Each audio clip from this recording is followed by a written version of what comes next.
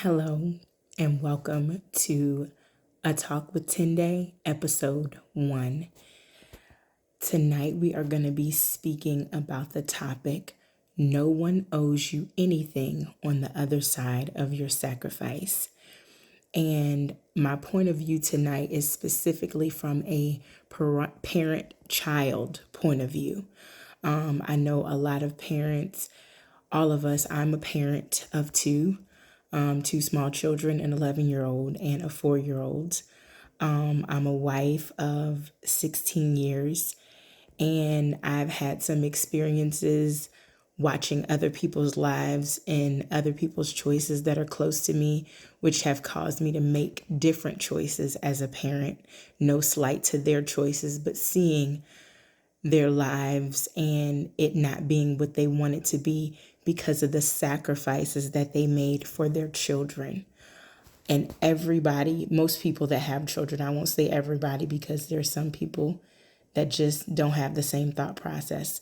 But most of us that have children, we want our children to have better than what we have. We tend to want them to have more than what we have access to different opportunities, different level of finances than we had, especially for those of us that didn't grow up with a lot of money or being able to have everything we wanted financially, or a house or cars, or just access to wealth, and generational wealth, and not having to work for everything it is that we have obtained over the years. Not necessarily growing up with what they would call a silver spoon in your mouth, where your parents have paid for your college and your first car is paid for and you're in private school, and all of the accoutrement that we equate success with. I want to really speak from that point of view simply because I've seen how sometimes for the parents, it doesn't work out in the way that they saw it at the beginning. For the parents, they see giving the children all of the things and all of the opportunities, sometimes without a balance of some of the grit, some of the work ethic that it took in order for them to obtain it. The children do not appreciate it because they didn't have to work for it and there was no counterbalance to them getting everything. And so the parent is looking at the child's life and they see that when I had you, I had a vision for your life. I had things that I wanted you to do. Part of me wanted to live vicariously through you because I offered you opportunities that weren't afforded to me. And so, in some ways, as parents, we bring our children into the world and we immediately put them into emotional, mental, and spiritual debt from that perspective. So that I gave you this and you owe me that. So I gave you opportunity to go to private school. So now you owe me good grades. I gave you opportunity so that your college is paid for. So now you have to go to college for what I feel like you should go to college for, and you owe me your life. But what I am here to share is that your children, they don't owe you anything on the other side of it. And if you continue to live from this space, it is going to create a strain with your relationship with your children. It is creating a strain on you judging yourself as a parent, constantly judging all the choices you made, what you did do and what you didn't do. And as a parent, it's important, as a person, it's important to take stock and to take inventory of your life and your choices from the perspective of your relationship with yourself, your relationship with others, including your husband, your children, your extended relatives, your business associates, your colleagues. It is important to take constant inventory of relationships if relationship is important to you, which I think it should be, but that's just my own personal opinion. But I have seen how parents have poured and given everything to their children. And though their children have a level of appreciation for what their parents did, children don't feel the level of indebtedness to their parents that sometimes their parents feel like they should. Being like, you look at your children's life and you feel like, well, I gave you, you had a two-parent household, you grew up in a stable home, why aren't you thriving in your career? Or I spent so much money on braces for your teeth and your mouth to be in order, and now, you let everything that I invested in die. And so your parents are looking at all that they gave up in order for you to have. And then to them, because the outcome isn't what they pictured, it's not the picture that they saw when they were investing. And it's not the outcome that they saw. It's not the desired outcome. There's a part of them that is sad. There's a part of them that is mourning, that is frustrated, that feels like I shouldn't have gave all of that up. And the thing that we have to reconcile as parents is your children didn't ask for you to give all of that up. And even if they did, it was still your choice whether you did or not. And so they don't owe you anything on the other side of that. Now, I don't say that children shouldn't respect their parents. They shouldn't honor their parents. They shouldn't consider the sacrifice. But the whole goal is not to put your children in debt. And sometimes that becomes emotional and spiritual debt, and a weight and a yoke that you put on your children to become what you think that they should become, how you think that they should be, what they're basically, that their life is just indebted to you. And we have to understand as parents that we are not the only influence that our children have. And the sphere of influence is much broader than what you would like to believe. And you can see that from looking at their lives once they get to a place where it's like, oh, they're making their own choices, and these choices are very contrary to what I taught them. Like, my house was spotless growing up, and now when I go to their house, it's a mess. Or they don't take pride in taking care of, their sheets or their bed or their furniture. They don't take pride in taking care of their health or their hygiene in the same way that I taught them. They swindle, their money. Like, they just waste money on going out to eat, or they waste money on X, Y, and Z. And I would never spend money on those things. And the thing that we need to realize as parents is we are a vehicle for our children to get them from point A to point B. We are teachers of our children to teach them fundamentals of how to live without us. I know that's a really hard truth for a lot of parents to grasp, but it was not really parenthood, in my opinion, from being a parent for 11 years, was not supposed to be designed for me to fully give up everything that I am, everything that I came here to become, just to give everything that I am to my children. That is not how I live. And I wouldn't advise anybody to live that way. I love my children. I'm grateful that they chose me to come through. Sometimes I don't always feel fully adequate as a parent, but I do have the understanding that where I fall short, where I don't know everything, I have resources, I have community, and I don't have pride in a way to ask questions. I don't have pride in a way to get my children the answers they need, whether I have the answers or not. I don't have to feel any kind of way because I don't know it all, because I do understand, and I agree with the African proverb that it takes a village to raise the child, but the village needs to be whole, healthy, and complete. And a lot of us didn't grow up in a village, or the village we grew up in was dysfunctional, or there were family members that violated trust and that violated you in places that still impact you today. So you don't trust anybody else. You want to own your children. And even in how they live, like they can't go anywhere. They can't do anything. If they happen to be out of town with another relative, they got to call you, every day or every, few hours so that you can make sure that they're okay. But you have to begin to trust yourself. You have to begin to relinquish some of that control, because we are stewards over our children. We don't own them.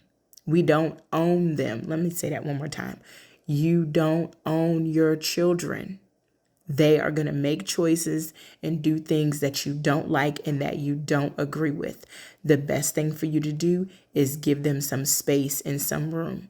And if you could learn to be nice and gracious and warm to yourself, if you could learn how to give yourself grace in the places where you make mistakes or you fall short, or, well, not even or, if you could learn how to give yourself grace in the spaces in ways that you haven't, you'll be able to extend more grace to your children. I am guilty of this myself. My daughter and I, we are 29 years to the day apart. I see quite a bit of myself in her. I see quite a bit of her dad in her. And she has wonderful, beautiful qualities. She's amazing. She's an artist. She's an intellectual. She's smart. And then there's some characteristics of me and her dad that come out that I do not like, parts of her that I do not enjoy. But consider that as much as you are a teacher as a parent, you're also a student. That your children came here to teach you something, and everything that they have in them, they came here with to do a specific job and to fulfill a specific purpose. And so sometimes in fulfilling that purpose, in doing that specific thing, it will rub you the wrong way. It will make you uncomfortable. It will agitate you. It will cause you to look. It will test your patience. It will test all of your gangster and cause you to possibly make and have an impact with your children with irreparable damages, there are times when if our kids don't show up in the ways that we think that they should, based on all of our standards, we will kill who they came here to be because we're trying to make them fit into a box. We're trying to cause them to measure up to a person that they never came here to be. And consider that you are killing them. I'm not saying don't discipline your children. I'm not saying your children should be out of control. I'm not saying that you should have no rules and no boundaries for your children. But I'm asking you to consider, what lesson is there for you to learn on the other side of how your child shows up? What is it that your child is trying to teach you? Are they trying to teach you something you need to even learn about your relationship with yourself? The school of parenthood, the school of being a spouse are two of the most difficult positions in schools you'll ever be in. And the grades that you will get sometimes make an imprint on your psyche. And so it impacts how you think about yourself if your children didn't measure up to be something in particular that you had in mind when raising them. Oh, my child, we're from, like I've heard a lot of, Africans, say over the years, and I've heard a lot of, Indians say over the years, oh, if I didn't become a lawyer or a doctor, my parents disowned me, or they thought less of me if I didn't have a certain amount of degrees. And while degrees are great, I'm not knocking degrees and or education, but sometimes going to school, you come out with some miseducation along with that education. And that is not the only place for you to learn. Life is a school. If you are open and willing to learn something new, there's something new for you to learn every day if you open yourself up to the opportunity to do so. Nobody owes you anything, even your children. They don't owe you their life. They're not indebted to you. And if you're operating with them from this perspective, it is killing and it is parasitic to your relationship and to your relational success with them when they become older. And then it becomes a space of regret that you tend to live from once you're older. Because what I've learned from watching some of the elders in my community is you never really stop parenting. You just parent differently based on the age of your children. You can be 60 and your kids can be in their 40s and you're still parenting them. They're still coming to you with questions. They're still asking you for your advice. So if you have stopped living in the process of parenting, if you have stopped growing and evolving as a person and investing in yourself, you are doing yourself and your family and generations behind you a very big disservice. You're doing them a big disservice because you will have silent resentments with your children because you wanted to be in the military and they had an opportunity to go and they didn't. Or you had set aside money for them to go to college because you were never able to go to college and they chose to do something else. They chose to be an entrepreneur and you just couldn't see it. Consider that their vision, that their purpose, that what they came here to do might be contrary to what you're requesting, to what you're asking, to what your desire is, to what your vision is. How connected are you with spirit? How connected are you with your children to see what it is that they actually came here to do?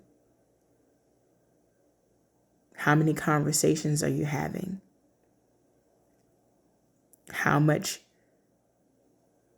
seed are you sowing into who they actually are, not who you're attempting to fashion them to be? Because sometimes, to be honest, they are simply contrary to who you are. They are completely different. They are a 180-degree turn from how you are. Just as an example, me and my mom is a tomboy. She loves sports. She enjoys watching sports. She enjoys watching football and basketball and all of the things. I don't get joy from that at all. Not that I won't, watch a basketball game or have a little bit of interest in it, but it does not intrigue me. It doesn't interest me. It doesn't captivate me in the same way that it does her. I enjoy fashion and pretty things and frilly things and having in-depth, warm conversation. And I mean, she enjoys conversations, but she enjoys her solitude and her me time. But we were raised so different. And then we just naturally are different. And so there were times where we just didn't agree. And so we have to begin to look at our children as people, not an extension or an appendage of you. They are their own individual person that came here with a specific purpose to perform a specific task. And if you break them in childhood and you put them in a box, you are negligent in reference to them fulfilling their purpose. You have a level of fault. Now it will be their responsibility to clean up some of the mess and to do the healing work and to make the adjustments after the fact. But you have some responsibility. My prayer and my desire and my intention as a parent is for me to parent my children in a way that I don't kill who they are, because sometimes how they show up makes me uncomfortable. And that I also don't sacrifice who I am, who I'm growing to become, neglecting my own purpose to parent them, neglecting my own self to take care of them. Oh, and I've done both. But now that I have an awareness and an understanding, I also have a responsibility to rise to the occasion, to make the necessary shifts, to do what's necessary to change so that my children's trajectory, that they see that their mom, one, gave them full permission to be who they are in the fullness of who they came here to be, that I was willing to support them along paths that I may not have fully agreed with, and that also they saw me live out my purpose throughout the days of my life. And they saw me go for my dreams. They saw me reach goals. They saw me overcome generational curses, eradicate and heal intergenerational traumas. That's what I want my children to be able to say. That's what I want to pass on to them.